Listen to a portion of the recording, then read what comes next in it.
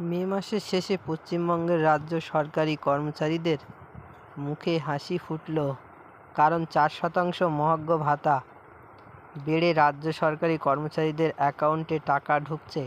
শুধু তাই নয়, আরও একটা সুখবর অপেক্ষা করে আছে তাদের জন্য। মাস শেষে হওয়ার আগেই রাজ্য সরকারি কর্মচারীদের অ্যাকাউন্টে বেতন ঢুকতে শুরু করে দিয়েছে।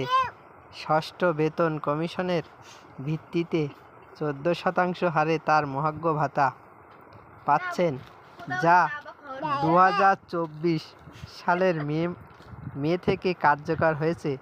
সেই পরিস্থিতিতে রাজ্য সরকারি কর্মচারীদের অ্যাকাউন্টে এবার বর্ধিত হারে ডিএ ঢুকে পড়েছে, ফলে বেড়েছে বেতনের অঙ্কটাও। এদিকে গত 1 মার্চ রাজ্য অর্থ দপ্তরের তরফে বিজ্ঞপ্তি প্রকাশ করে জানানো হয়েছে, শিক্ষক, শিক্ষাকর্মী, পঞ্চায়েতের কর্মী, পুরসভার কর্মীদের 4% ডিএ বাড়ানো হয়েছে। তার ফলে তারা 1 মে থেকে বেশি 14% হারে ডিএ পাবেন। একইভাবে পেনশনভোগীদের ক্ষেত্রেও 4% ডিএনএস রিলিফ বাড়ানো হয়েছে। তবে এখানেই শেষ হচ্ছে না।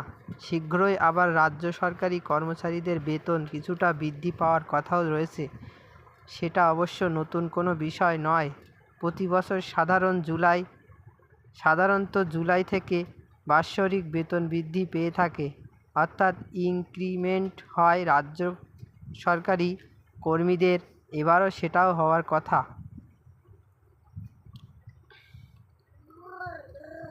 Rafiquzzaman, RM news.